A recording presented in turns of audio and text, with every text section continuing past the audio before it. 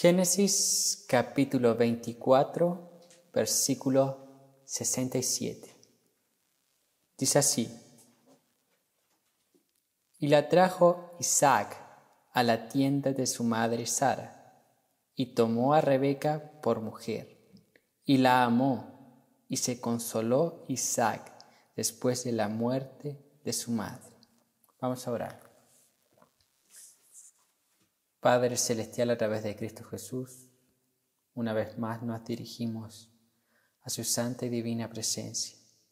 Señor, oramos a usted, pidiendo que a través de su palabra pueda edificar a su pueblo, a su iglesia, a los santos, a los redimidos, a los hijos del pacto. Señor Dios Todopoderoso, pedimos que usted direccione nuestras vidas a través de su palabra, que nos moldee con el auxilio de su Santo Espíritu, conforme a las Escrituras. Todo se lo pedimos en el nombre de Cristo Jesús. Amén. Amén. Génesis capítulo 24 relata la historia de Isaac y Rebeca, y más específicamente cuando Abraham manda o envía a su siervo a buscar una esposa para su hijo Isaac, la cual sería Rebeca. Y nosotros estamos siguiendo una serie de predicaciones sobre la familia cristiana. Por lo cual en el día de hoy, a la luz de Génesis capítulo 24, hablaremos sobre el cortejo bíblico. ¿Quién ha oído alguna vez aquí la palabra cortejo?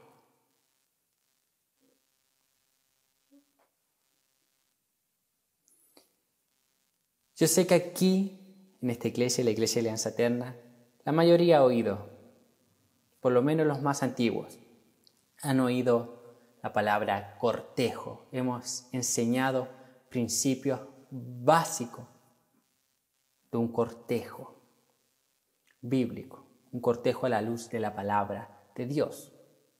Pero para los que no han oído esta palabra, surge la pregunta: ¿qué significa o qué es el cortejo bíblico? El cortejo bíblico es la forma, bajo los principios bíblicos, en la cual se debe iniciar una relación previa de un hombre y una mujer al matrimonio. Es aquel periodo previo al matrimonio. El cortejo bíblico es lo opuesto a las citas o relaciones recreacionales, las cuales nacieron en Occidente. ¿Qué son? ¿Qué es las relaciones recreacionales? Es que yo me involucro con alguien del sexo opuesto simplemente para entretenerme, para divertirme, para experimentar, para no aburrirme.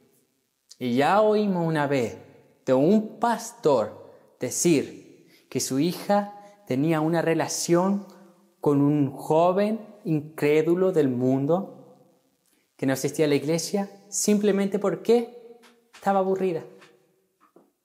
Es eso, una relación recreacional.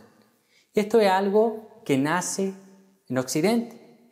En Oriente no existe el amor recreacional. Y esto nació hace más o menos unos 50, 60 años atrás, aquí en Occidente.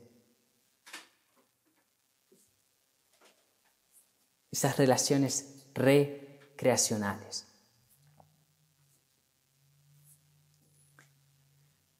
La expresión que usamos aquí en Chile, aquella expresión pololear, la cual es una relación entre sexos opuestos sin un mayor compromiso, es este tipo de relaciones recreacionales. Y son pecados. Es pecado. A la luz de la palabra de Dios, es pecado. Toda relación en las Escrituras que no apuntaba al matrimonio era pecado. Sansón, pecado. Aquel hombre que abusó de la hija de Jacob, Dina, pecado. Entonces no existe dentro del pueblo cristiano aquella práctica recreacional que aquí en Chile por lo menos se llama pololear. Eso no es bíblico, eso es pecado. El cristiano no practica aquello. Y una ilustración clara de lo que es o de lo que son aquellas relaciones recreacionales, lo siguiente. Supongamos que usted va a una tienda de zapatos y usted pide a aquella persona que está ahí atendiendo, le pide que le muestre zapatos. Usted viene, el primer par, se lo coloca, lo prueba, lo mira, lo pisotea, todo. No lo quiero otro. Y así pasa, 10 pares de zapatos. Con el último usted se queda. Pero probó todos los otros, los pisoteó, los miró, los usó, pero solamente se quedó con el 10º par. Eso es el amor o las relaciones recreacionales. Usted tiene que experimentar primero, usar primero, profanar primero, abusar primero. Luego escoge, si es que le gusta. Esas son las relaciones recreacionales. Este tema, el cortejo bíblico, las relaciones, es uno de los temas que más trae problemas a las personas. Acarrea traumas, crisis, decepciones, pecado y un sinnúmero de efectos negativos por no conocer los principios registrados en la Biblia.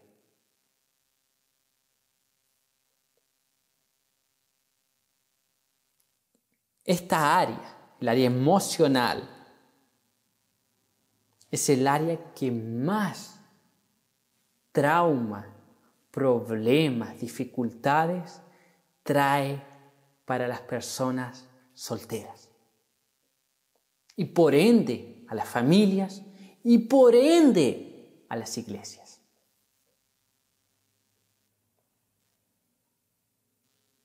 Es el área que más da trabajo. Es el área que más cuesta. Es el área con la que los padres tendrán que lidiar más drásticamente. Las iglesias, los pastores. El tema de muchos. ¿Tiene solteros en sus iglesias? Va a tener que abordar estos temas. Y la gran mayoría tiene decepciones, depresiones, traumas, porque no van a las Escrituras. No van a ver lo que la Biblia enseña con respecto al cortejo, con respecto a la relación previa de un hombre y una mujer al matrimonio. Entonces van de cualquier forma, miran, ¿saben? ¿Quiénes son sus patrones? Hollywood, son las telenovelas, Netflix, Internet, Facebook. Esos son los patrones para iniciar una relación con alguien del sexo opuesto. Equivocado. El patrón de un cristiano es la Biblia. El patrón de un creyente es la palabra de Dios. Esa es la norma, esa es la base, esa es la guía para iniciar un cortejo. El mundo tiene como patrón Hollywood. Los creyentes tienen como patrón Dios, la palabra, Cristo.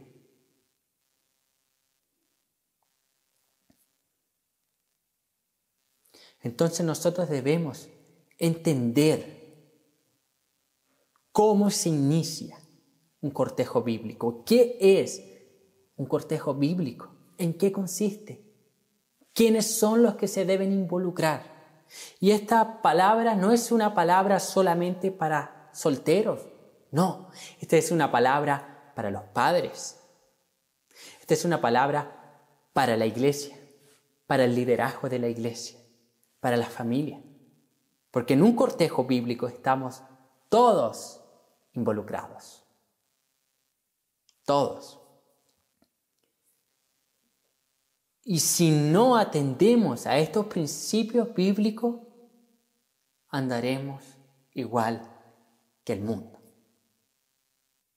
Y ya vemos en muchas iglesias, lamentablemente, que las relaciones son recreacionales. Tiene a tal joven que ya experimentó con 5 mujeres dentro de la iglesia y recién se va a casar con la 10ª. Eso es feo, eso es pecado. Imagínese que usted está congregándose dentro de la misma iglesia sabiendo que su esposo tuvo algo con la persona que está allá adelante, con la persona que está sentada en el otro lugar y con la persona que estuvo atrás. Trauma, decepciones, peleas. Y aún mucha gente tuvo hasta intimidad sexual con todas esas personas. Cada vez que alguien tiene intimidad previa al matrimonio, lo cual se llama fornicación, algo de nosotros se va con esa persona. Hay algo de mí que quedó con esa persona. Eso trae traumas, problemas. Yo sé que Cristo lo perdona. Yo sé que Cristo restaura. Y Él nos llama al arrepentimiento. Pero siempre va a haber la consecuencia. A veces va a quedar en el recuerdo que uno falló. Sí. El cortejo bíblico se propone evitar todo aquello. Todos aquellos problemas, todos aquellos traumas, todas aquellas decepciones. Todos aquellos posibles traumas que muchos llevarán al matrimonio.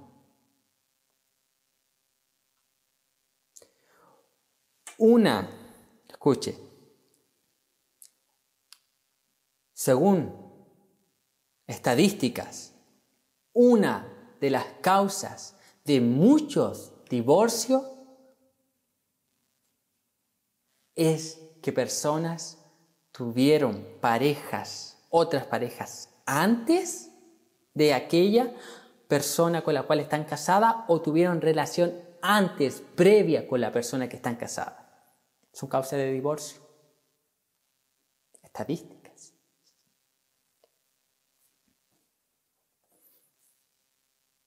Entonces es sumamente importante hablar de este tema en esta serie sobre la familia, ya que la base de toda civilización humana es la familia. Y la familia inicia con un matrimonio. El matrimonio es la unión de un hombre con una mujer, los cuales inician con un cortejo. Con un cortejo.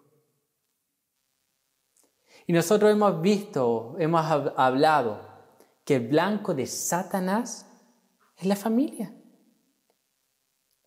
En la familia donde usted mire, divorcios en el matrimonio, rebeldía de los hijos, abuso de los padres, familia. La masculinidad perdida, la feminidad atacada por diversas ideologías. El cortejo bíblico. ni se menciona. Muchos ni siquiera saben lo que es un cortejo bíblico. ¿Por qué? Filosofías de este mundo. Satanás.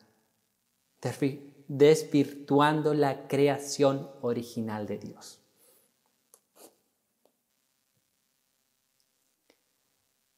Entonces, en el día de hoy hablaremos sobre el cortejo bíblico. A la luz de Génesis capítulo 24 veremos los principios del cortejo bíblico. Génesis capítulo 24, versículos 1 al 3.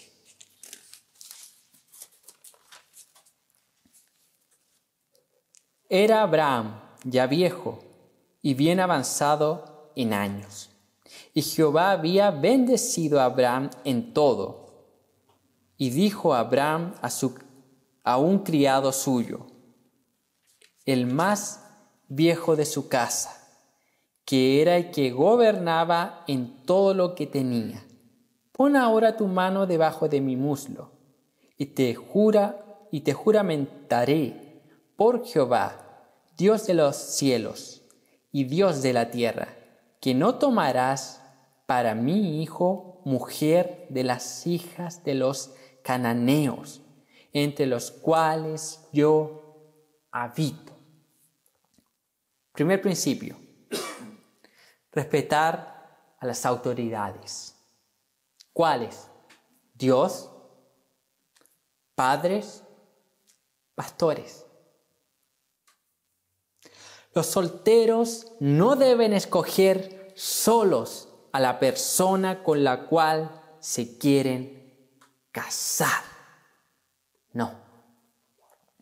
Ellos deben consultar, en primer lugar, a Dios. ¿Dónde? En oración, en su palabra, meditación. Orar a Dios, orar. ¿A quién más deben ellos consultar? A sus padres. ¿Y a quién más? A sus pastores, para recibir aprobación. Entonces, un cortejo bíblico a la luz de la palabra de Dios se inicia cuando Dios da la aprobación. ¿Y cuál es la evidencia de que Dios está dando la aprobación? Es que las autoridades que Dios colocó aquí en la tierra, en su vida, su Padre, sus pastores, aprueban.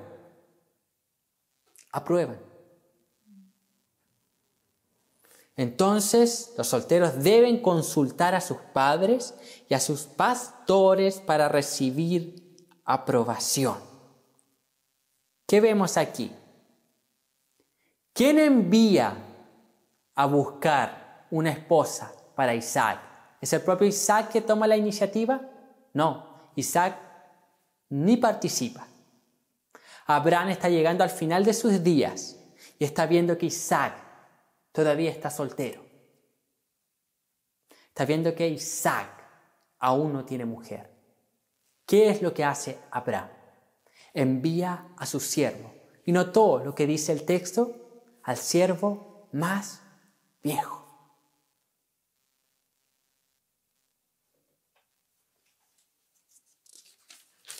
Vea lo que dice el versículo 2. Y dijo Abraham a un criado suyo, el más viejo de su casa. ¿Qué quiere decir eso? El más experimentado, el que más tenía sabiduría, el que más experiencia de vida tenía, aquel que poseía inteligencia, equilibrio, era maduro, observativo, miraba, analizaba, no era impulsivo. Alguien maduro, equilibrado, semejando a quién? Autoridades de la iglesia, pastores, hermanos maduros. Consulte, pregunte. Y es Abraham, el padre de Isaac, que toma la iniciativa e envía al siervo más viejo. de su casa. Aquí Isaac no tiene participación, y algo característico de las culturas orientales, donde ni siquiera participaba. Hoy en día se mantiene aquella misma cultura en Oriente Medio. Vemos en los países musulmanes. Son los padres que hacen los tratos. Los hijos simplemente tienen que acatar. Ese es un extremo. Ese es un extremo. En Occidente tenemos el otro extremo. ¿Cuál es el otro extremo? Donde los hijos inician la relación con alguien del sexo opuesto sin siquiera consultar a sus padres. Y la niña viene y va a la casa y lleva a su enamorado. ¿Quién es él? Ah, es mi enamorado. Los padres preguntan, ¿quién es él? Mi enamorado. Y si es que los padres, si es que lo lleva a la casa, si es que los padres se enteran, porque muchas de esas relaciones son fuera de la casa de los padres. Los padres, la mayoría ni siquiera tiene idea que su hijo está en la tercera relación ya, con 12 años. Eso tenemos. Los dos extremos. Tenemos países musulmanes donde los involucrados no tienen voz ni voto. Tenemos ahora nuestra cultura occidental, donde los padres no tienen voz ni voto. Ambos están errados. Debe haber un consenso entre los padres, pastores y los hijos para la elección de la pareja. Participan todos. O sea, los padres, a la luz de la palabra de Dios, vemos otro versículo, sabemos que aquí hay un elemento cultural, el cual Isaac no participa, pero los padres no pueden imponer, escoger soberanamente, totalitariamente, no pueden. Deben ayudar, guiar. Ni tampoco el hijo puede llegar y escoger. No. Por eso es que una decisión mutua, en conjunto, padres, pastores e hijos. La pareja, involucrados. Entonces es una decisión. Se deben involucrar, como yo dije al principio de esta predicación. Este tema nos involucra a todos. Todos debemos ser partícipes.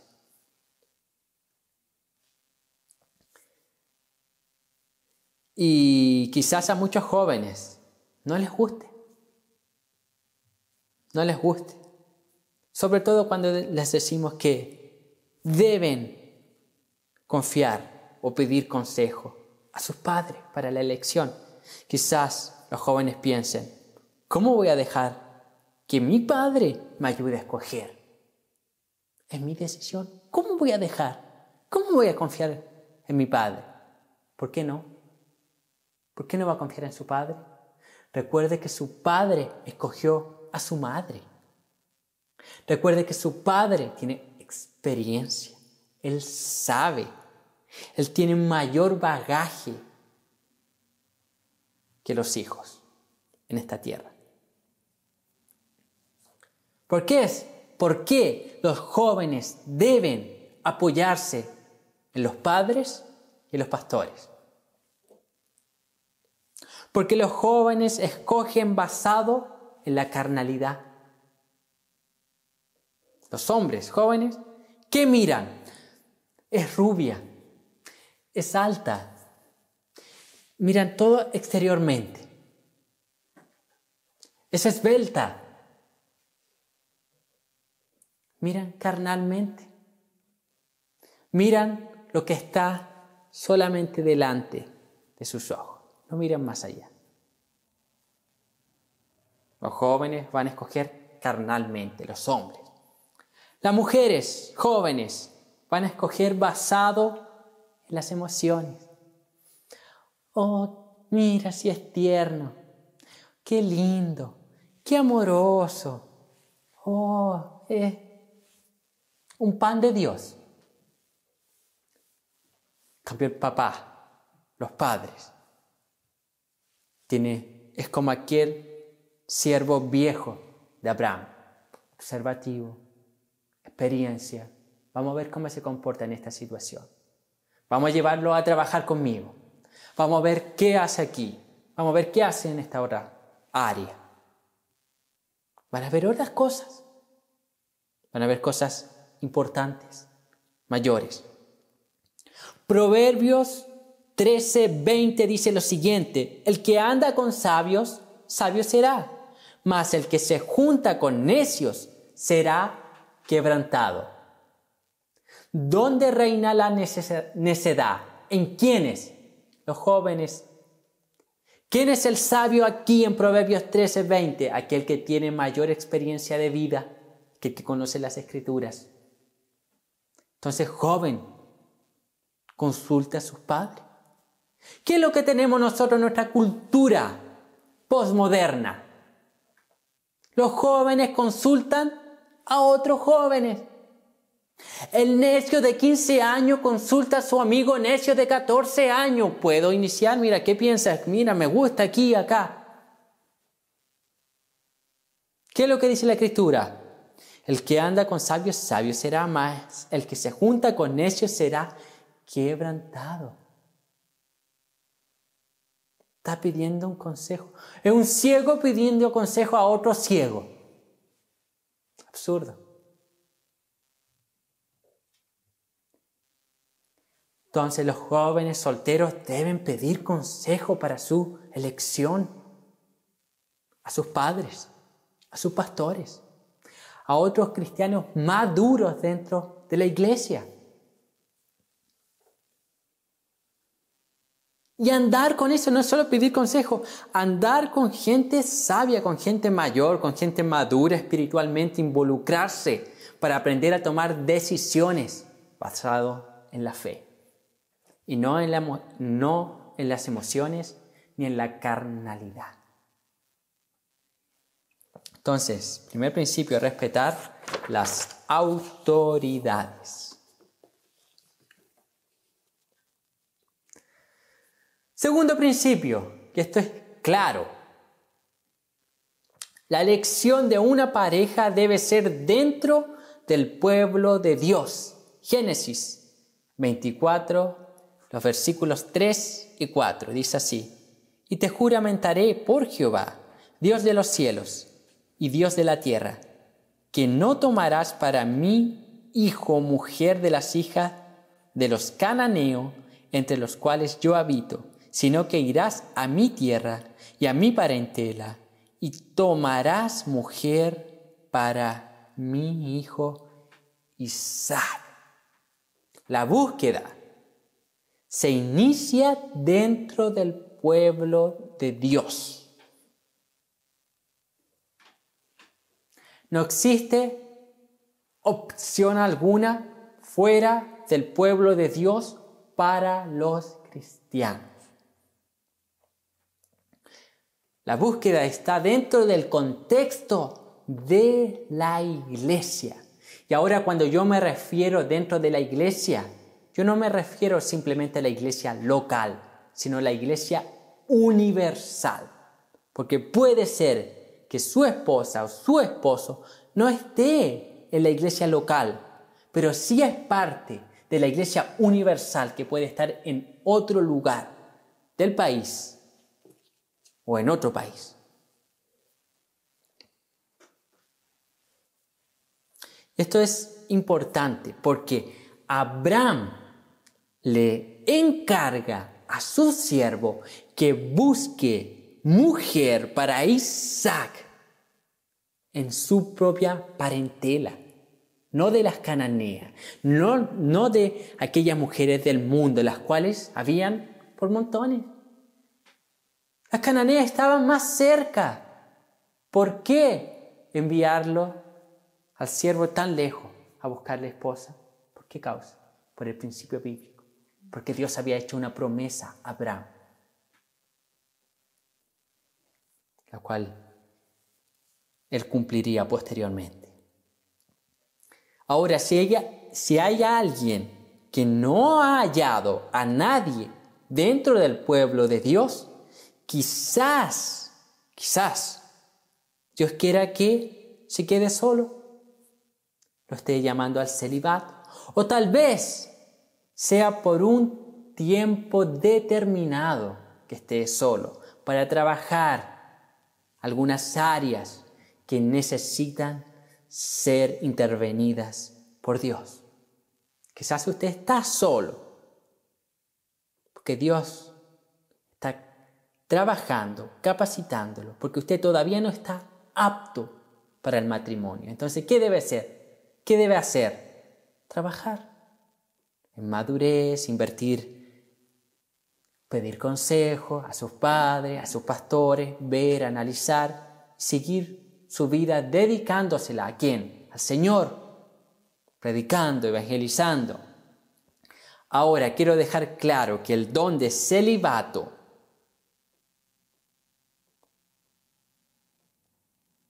no es impuesto por Dios.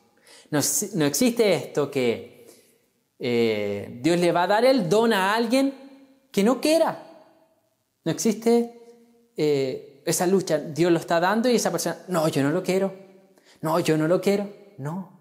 Cuando Dios se lo da a alguien, la persona no tiene interés.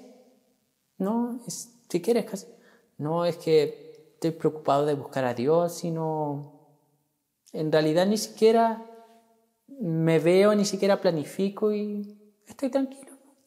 No quiero. Y algo que se va logrando discernir con el tiempo. Entonces, no, aquel que no tiene, todavía no se ha casado y no tiene el don, tiene que seguir esperando. Tiene que seguir esperando. Y dentro del pueblo de Dios. Por esta causa los padres, aquí es Abraham quien se preocupa de buscar una esposa para su hijo Isaac dentro del pueblo de Dios. Por esta causa que los padres deben orar para que Dios provea un esposo o una esposa para sus hijos.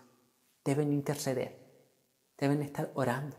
Desde ya, su hijo ya está gestándose en el vientre de su madre, ya puede orar. Tiene 1 año, 2 años, comienza a orar. Es una de las decisiones más importantes que sus hijos tomarán después de la salvación. Es algo que marcará su vida. Segunda de Corintios 6:14, versículo clave que todos conocemos. No unáis en yugo desigual con los incrédulos, porque ¿qué compañerismo tiene la justicia con la injusticia? ¿Y qué comunión la luz con las tinieblas? No unáis en yugo desigual. Pablo está diciendo lo siguiente. ¿Qué era el yugo? Aquella especie que se colocaba sobre los bueyes. ¿Para qué? Para arar. Ahora, ¿por qué Pablo dice no unáis en yugo desigual? Porque los bueyes van parejos para arar, van avanzando. ¿Qué pasa si usted coloca un buey y otro animal? ¿Qué pasa si usted coloca un buey y un caballo? Un buey y una cabra. No se puede. ¿Qué va a pasar? Caos. ¿Qué va a pasar con el arado? Va a derrotar todo. Caos. ¿No es eso lo que está ocurriendo en muchos matrimonios? Caos. ¿Por causa de qué? Yugo desigual. Buscaron fuera del pueblo de Dios. Y no solamente fuera del pueblo de Dios, dentro, o sea, fuera de la iglesia física, sino que también dentro de la iglesia física. Porque no piense que todos los que están dentro de una iglesia visible son creyentes, ¿no? Hay que analizar, estudiar, pedir sugerencia al liderazgo de la iglesia. Entonces, creyente tiene que andar con creyente, cristiano con cristiana, no con incrédulos, no con impíos. Si no hay yugo desigual, va a causar caos, problemas, crisis. Y muchas personas pierden la paciencia de esperar en el Señor y comienzan a buscar personas fuera de la iglesia. Y ya todos conocemos la excusa que se usa, diciendo que van a evangelizar y que lo van a traer para la iglesia. Entonces comienza a relacionarse con alguien de afuera. No, es que Dios lo puede salvar. Sí, si Dios lo quiere salvar, Dios lo va a hacer, pero conforme a los principios bíblicos. ¿Cuál es la forma de salvar a alguien? ¿Cuál es el medio? La predicación del Evangelio. Yo no necesito involucrarme con nadie para salvar. Es solamente la predicación del Evangelio que puede salvar a algo, a alguien, a un alma. Entonces, el relacionarme no va a llevar a nadie al Evangelio. Ahora, personas comienzan a invitar. ¿Qué es lo que hacen? Comienzan a quitar la mirada dentro del pueblo de Dios y mirar para afuera. Entonces miran a alguien y comienzan a hablar, a invitarlo a la iglesia. Esa persona comienza a asistir a la iglesia. Ya, ahora está asistiendo a la iglesia, voy a iniciar. No. ¿Qué debe hacer el liderazgo? ¿Qué deben hacer los padres? ¿Puede haber una verdadera conversión? Claro, puede ocurrir. Pero eso se va a evidenciar con el tiempo. Esperar. Tiene que haber frutos. Tiene que haber evidencia. ¿Qué es lo que ocurre muchas veces? Que muchas mujeres, sobre todo mujeres, también ocurre a hombres, pero más mayormente las mujeres, traen a alguien de afuera que les llama la atención. Esa persona comienza a ir a la iglesia solamente por agradar a la mujer que le invita. Solamente porque quiere tener algo con esa mujer. ¿Qué ocurre? Pasan un mes, danza, habla lengua y hace toda contorsión física, ora, milagros, prodigios. ¡Wow! Es hombre de Dios, ya me puedo casar. ¿Qué pasa? Se casan. 6 meses después, los dos fuera. Nunca hubo conversión. Por eso que tiempo, tiene que haber fruto, tienen que examinar, analizar. Y no es una decisión de una persona, porque uno se puede equivocar. Por eso que la Biblia habla, el proverbio hablando, que el consejo de varios es mucho mejor. Entonces la elección de una pareja debe ser dentro del pueblo de Dios. Tercer principio, debemos observar virtudes, frutos para nuestra elección. Génesis 24:21 dice lo siguiente. Y el hombre estaba maravillado de ella, callando para saber si Jehová había prosperado su viaje o no. El hombre estaba maravillado. Estaba maravillado con Rebeca. Era el siervo de Abraham. Estaba maravillado con Rebeca. Pero ¿qué era lo que él hacía? Callaba. Estaba callado. El siervo de Abraham estaba observando calladamente. No se apresuró a tomar una decisión. ¿Qué estaba observando calladamente? Frutos, cualidades, virtudes, características de un o de una cristiana. Esto está en el versículo 21. Observaba calladamente. Versículo 15, ¿qué dice?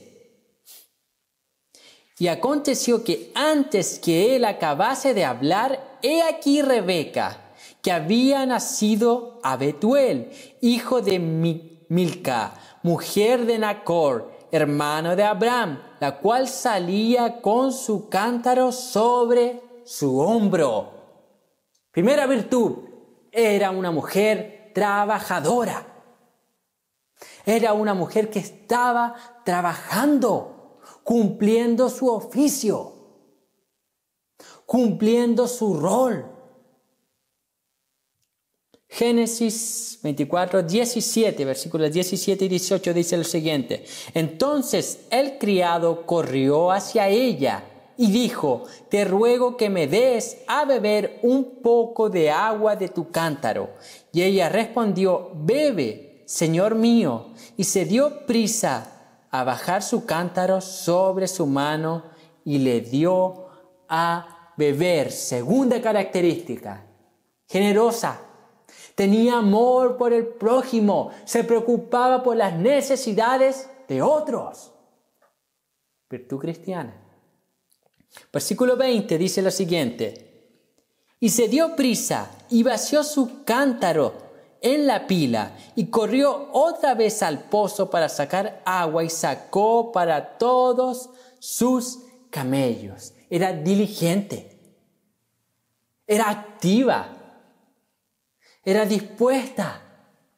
Y notó, no solamente dio agua al siervo de Abraham, sino a todos sus camellos. Imagínense cuánta agua toma un solo camello.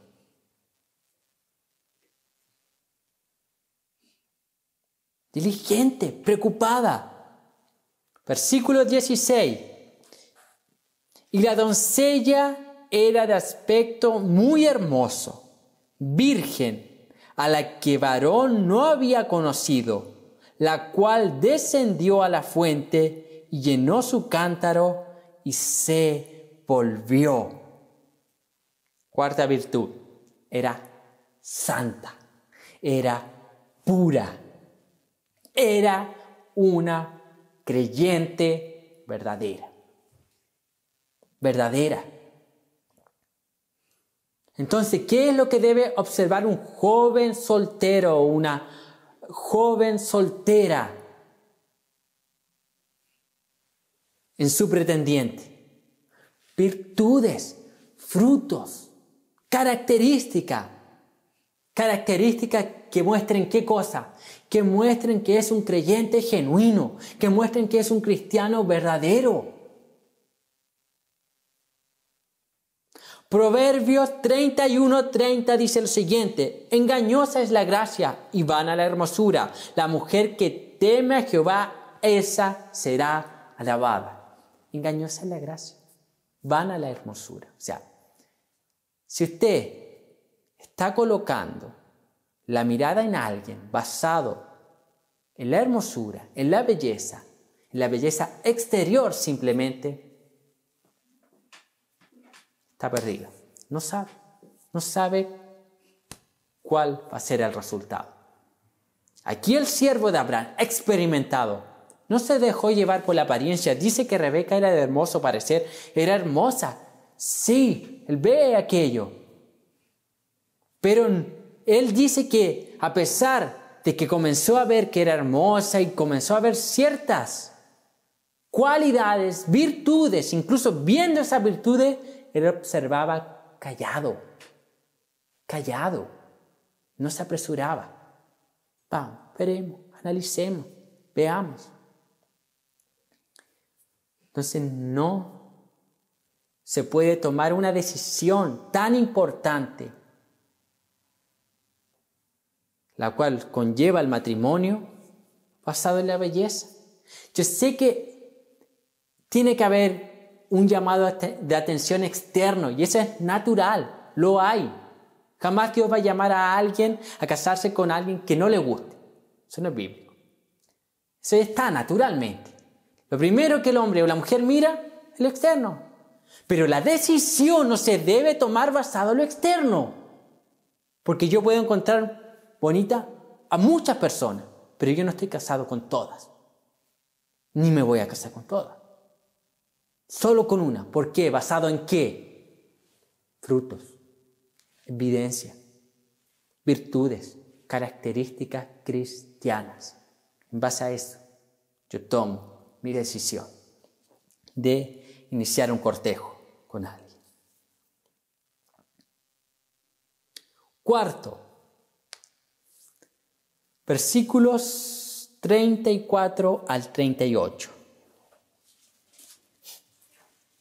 Entonces dijo: yo soy criado de Abraham, y Jehová ha bendecido mucho a mi amo, y él se ha engrandecido, y le ha dado ovejas y vacas, plata y oro, siervos y siervas, camellos y asnos.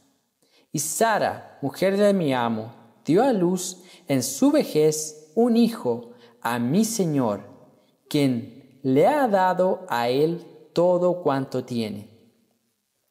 37.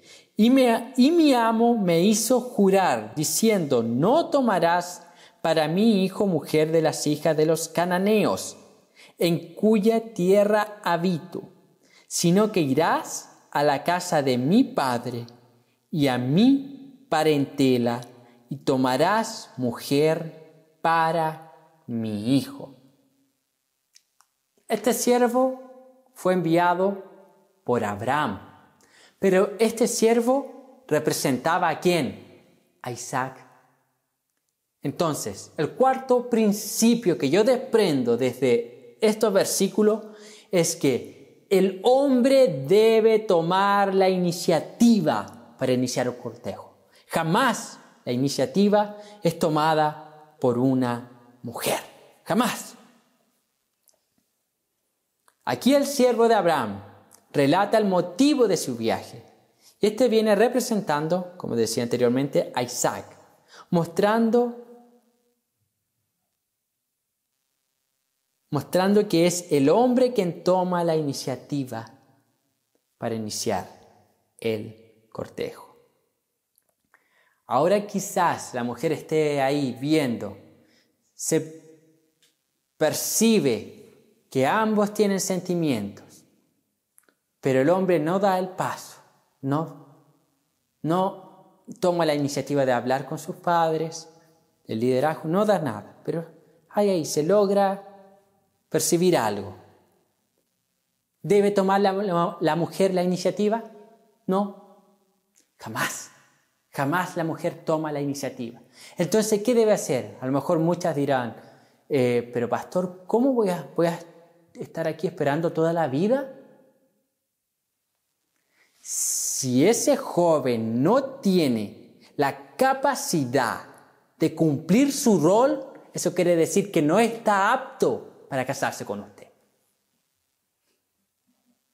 Si es un verdadero hombre, él va a ir a hablar con sus padres, con sus pastores y con los padres de usted. Si es un hombre, va a tomar la iniciativa. Si no toma la iniciativa, la mujer no debe tomarla porque él todavía no es un hombre. ¿Qué es lo que vemos hoy en nuestras culturas? Mujeres tomando la iniciativa y siendo más atrevidas que los hombres. Eso es lo que vemos en nuestras culturas. Hay hombres que verdaderamente tienen que arrancar de mujeres. ¿Por qué? Están siendo acosados por mujeres. Cosa absurda.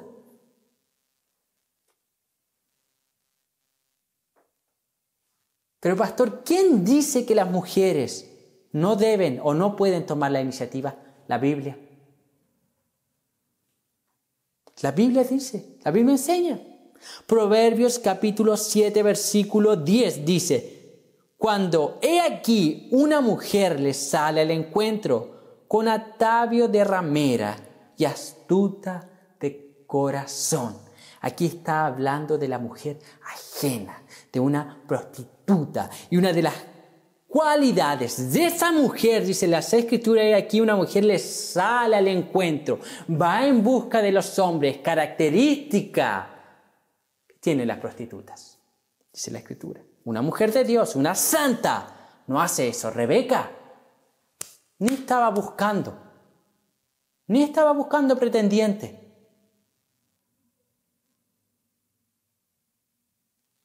Entonces la mujer jamás debe tomar la iniciativa.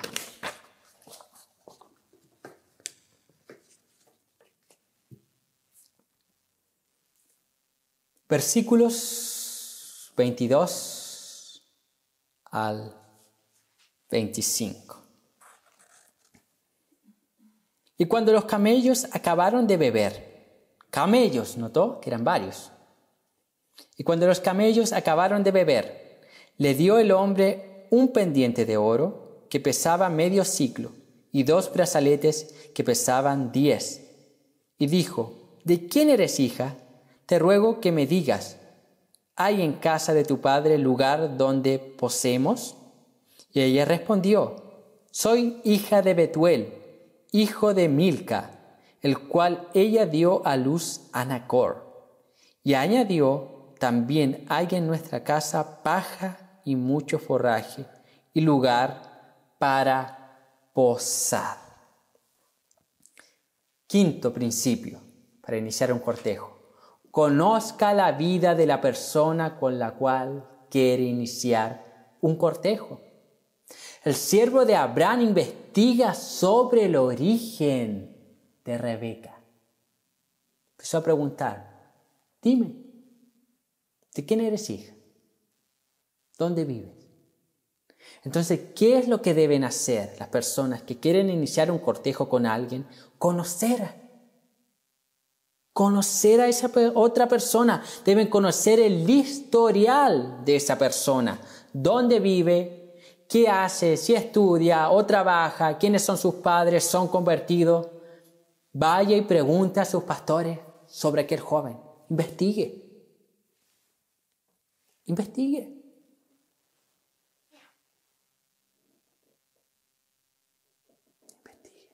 ¿Quién es?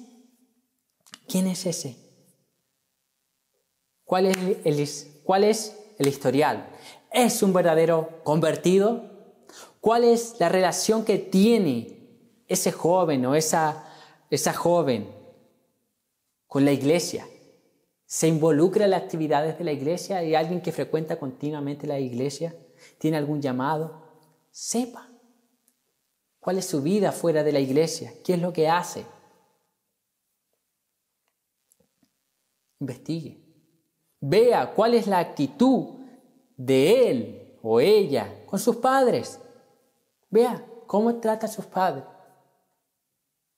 Aquí, con todo lo que estaba haciendo el criado de Abraham, estaba dando testimonio que Isaac se sometía a la autoridad de su padre. Rebeca estaba viendo eso. Entonces vea como aquel joven, como aquella mujer, trata a sus padres. ¿Por qué razón?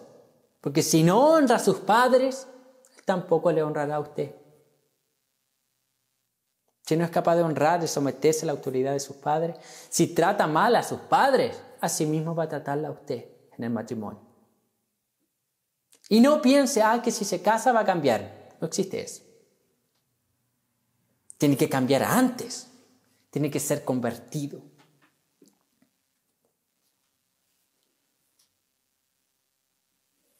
Sexto principio.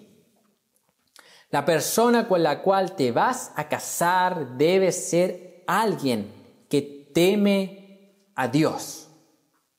No solamente debe estar dentro de la iglesia, debe ser alguien que teme a Dios. Un verdadero creyente. Versículos 42 al 44.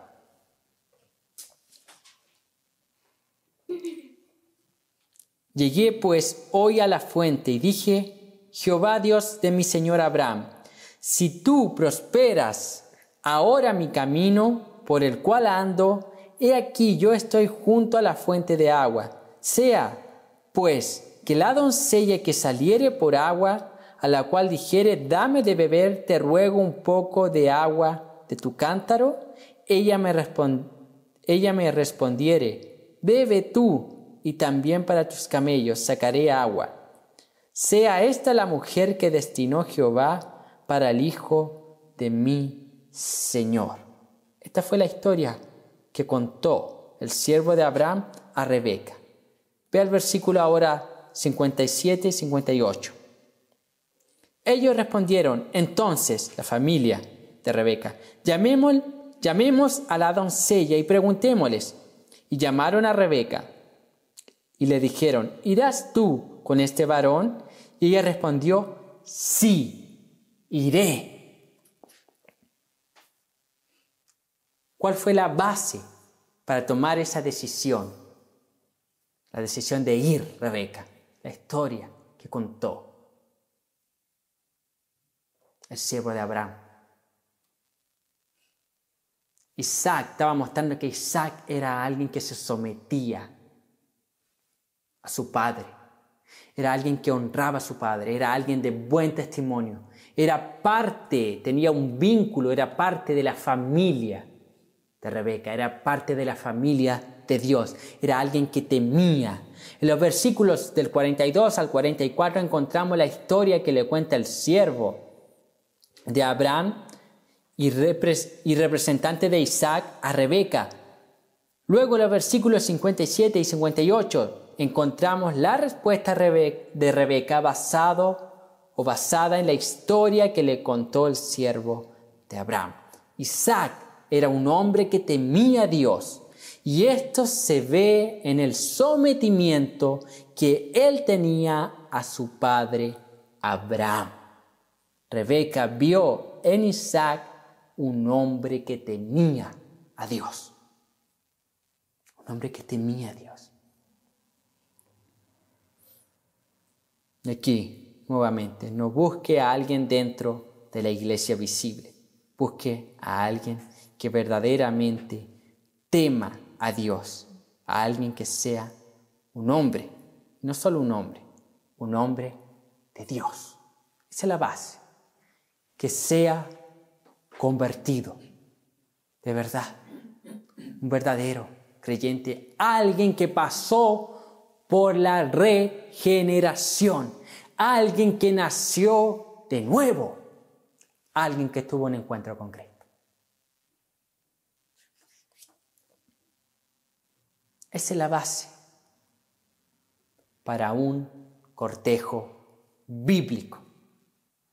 Un cortejo conforme el corazón de Dios. Ahora veremos aquí algunos, como séptimo, algunos consejos prácticos. Basado en todas las escrituras y también en la porción en el versículo 24 de Génesis.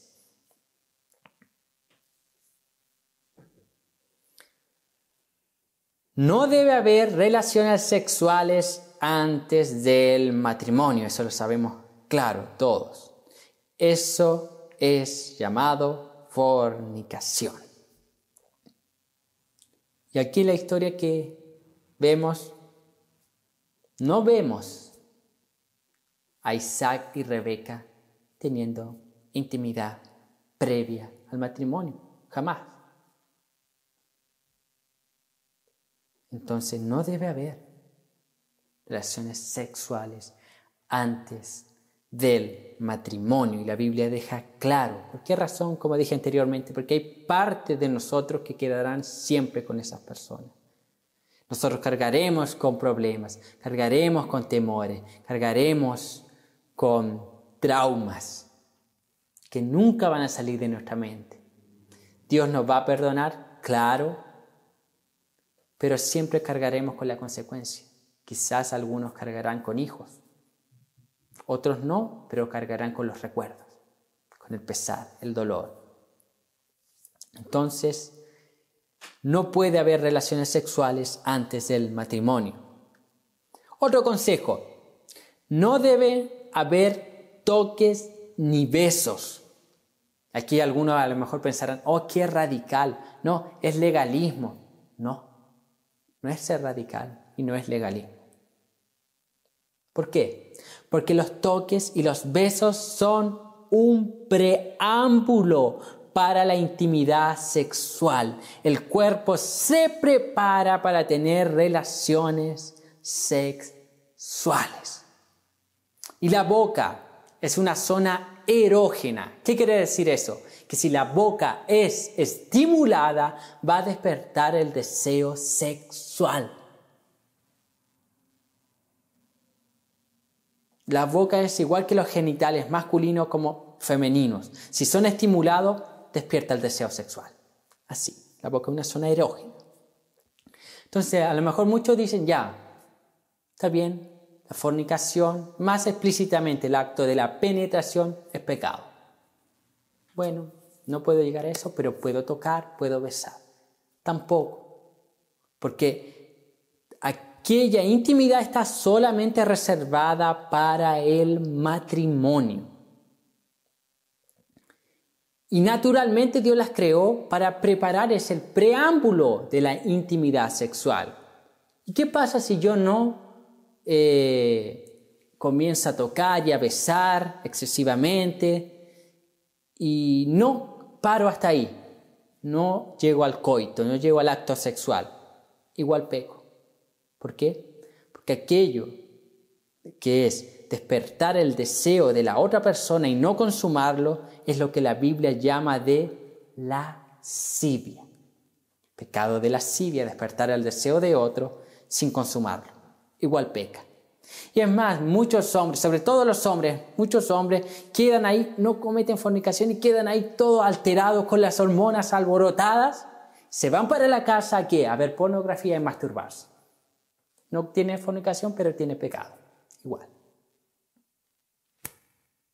Entonces, por eso que es recomendado que no hayan toques ni besos. Después de casarse, claro que puede haberlo. Después de casarse, si no hay toques, si no hay besos, es pecado. Solo previo que no. Después ya, si no lo hace, es pecado.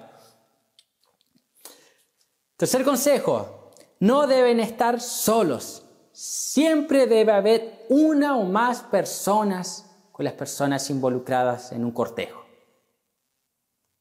Jamás deben estar solos en un auto.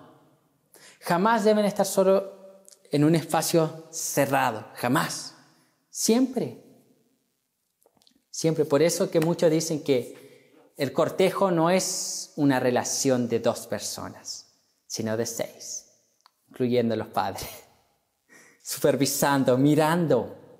Y al final, lo que yo no quiero es que tomemos el cortejo como una práctica legalista. Ay, que no puedo hacer y que aquí, qué pecado. No. ¿Tiene que haber socialización? Sí. Pero acompañados, supervisados de otros hermanos maduros en la fe, en grupos, en las iglesias, ir y visitar a otro matrimonio para ir aprendiendo. Claro, tiene que haber aquel diálogo. No estoy hablando de extremistas de que no puede. Hay cosas que se tienen que privar y es por su propio bien. Luego que se casen, van a disfrutar de un matrimonio saludable, sin trauma, para toda la vida. Y van a darle gracia. Porque ustedes después van a ser padres. Y van a querer lo mejor para sus hijos. Asimismo, los padres deben procurarlo ahora. Y los hijos aceptar el liderazgo. Aquí también surge una pregunta. ¿Cuánto tiempo debe esperar uno después que inicia el cortejo para casarse? La respuesta, lo mínimo posible. Lo mínimo. Versículos 55 y 56 dice lo siguiente aquí. Entonces respondieron sus hermanos y su madre, espere la doncella con nosotros a lo menos 10 días y después irá. Y él les dijo, no me detengáis, ya que Jehová ha prosperado mi camino, despachándome para que me vaya mi Señor. Entonces 10 días que espere para luego irse, pero 10 días. Luego vemos al final el versículo 67 que ellos se casan. 10 días, poco, pero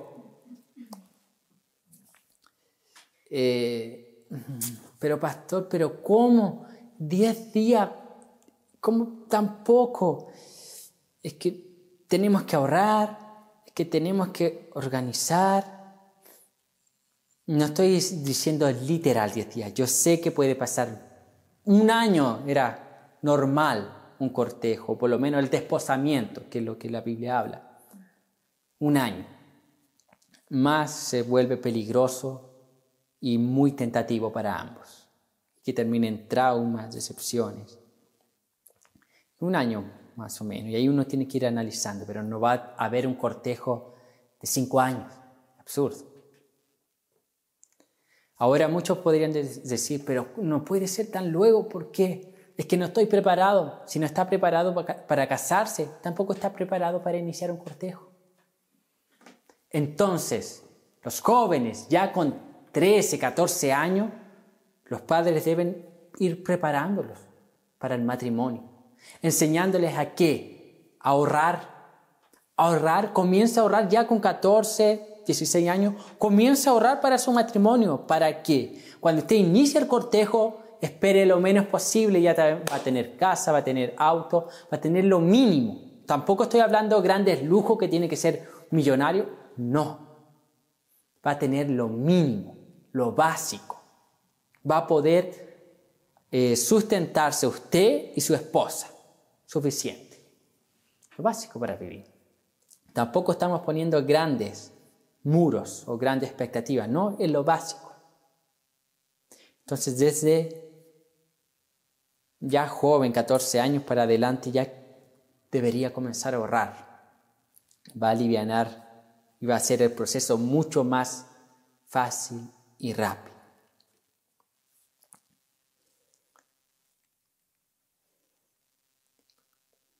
¿Qué otro consejo? Este es clave. El cortejo bíblico apunta al matrimonio. Debido a que el cortejo apunta al matrimonio, la pareja que va a iniciar un cortejo debe ser un hombre y una mujer. Primero, a la luz de la palabra de Dios vemos que el cortejo apunta hacia el matrimonio. Aquellas personas que inician un cortejo no tienen vuelta atrás. Por eso que es importante la decisión, con quién yo voy a iniciar, porque con la persona que yo ya me inicio, ya me involucro, me comprometo a casar. Ya estoy involucrada con esa persona. Y apunta siempre hacia el matrimonio, porque ¿qué pasa? Si el cortejo no apuntase al matrimonio, yo pudiese experimentar. Es lo mismo que la cultura. Un amor recreacional. Porque el propósito no es matrimonio. Es experimentar, es probar, pero no matrimonio. Por eso que están todos estos preparativos previos al cortejo. Que cuando yo inicie, yo ya estoy firmando que me voy a casar con esa persona.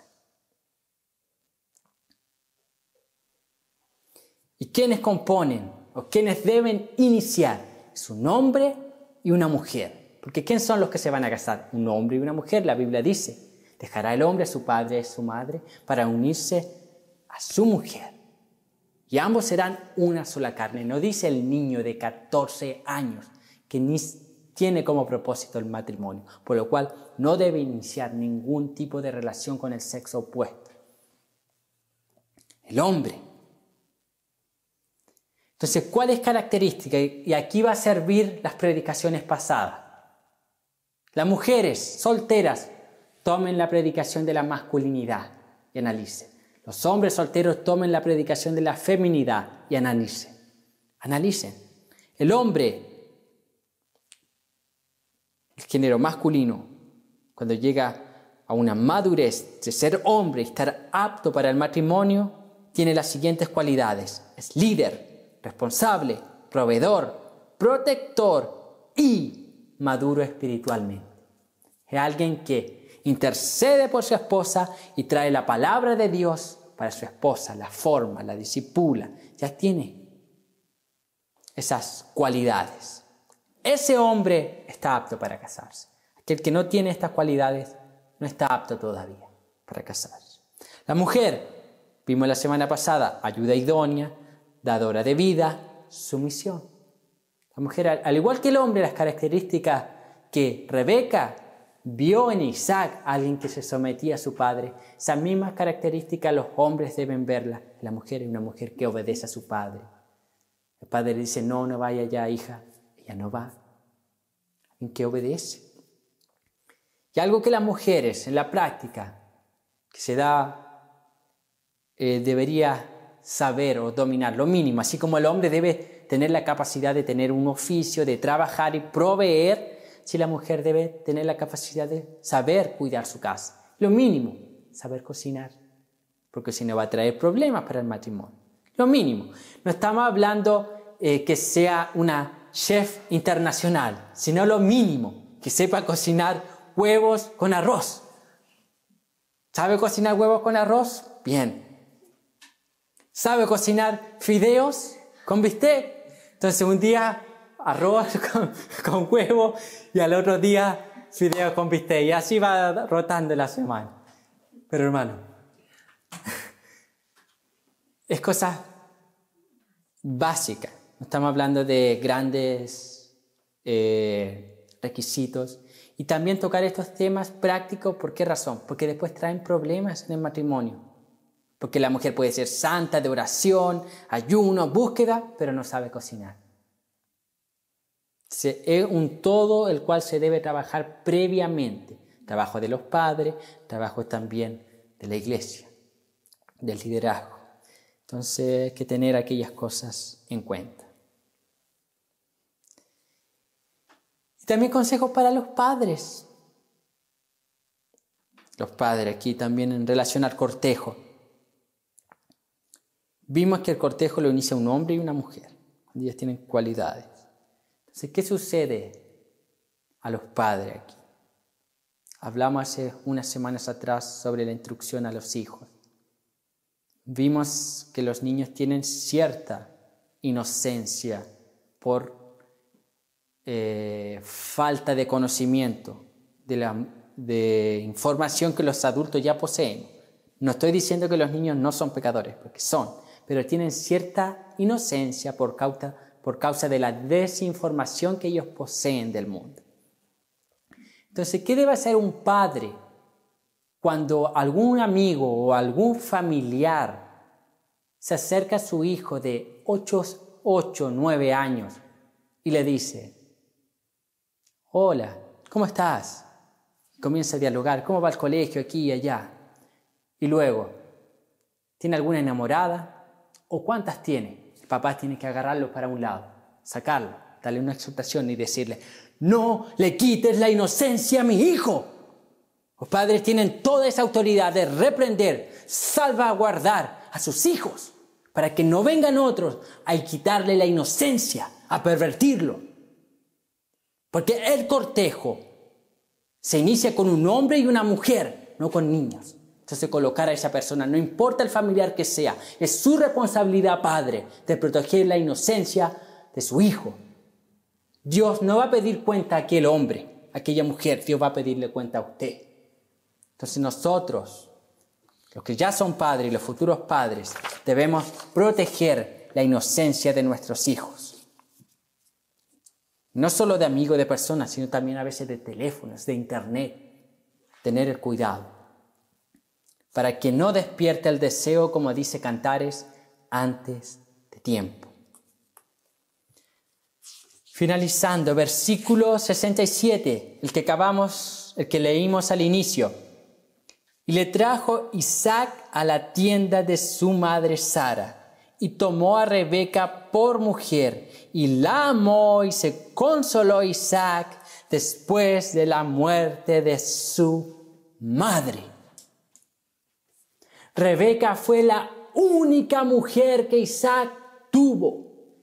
E Isaac fue el único hombre que Rebeca tuvo. Ambos no experimentaron amor recreacional, sino un cortejo bíblico. un cortejo bíblico, un cortejo santo, una relación santa, una relación entre dos personas creyentes, convertidas. ¿Cuál es la mayor evidencia? Que de esta unión de Isaac con Rebeca nace Jacob. De Jacob vienen las 12 tribus. De esas 12 tribus, dentro de esas 12 tribus estaba la tribu de Judá. De la tribu de Judá vendría el Mesías, el Salvador, el Cristo. Dios aquí está cumpliendo el pacto abrámico, preservando la simiente, Cristo.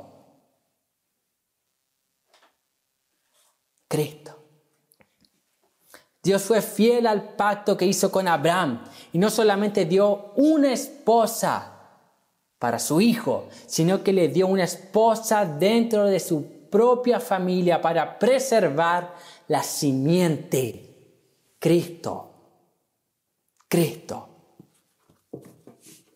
Hermanos, Dios va a ser fiel.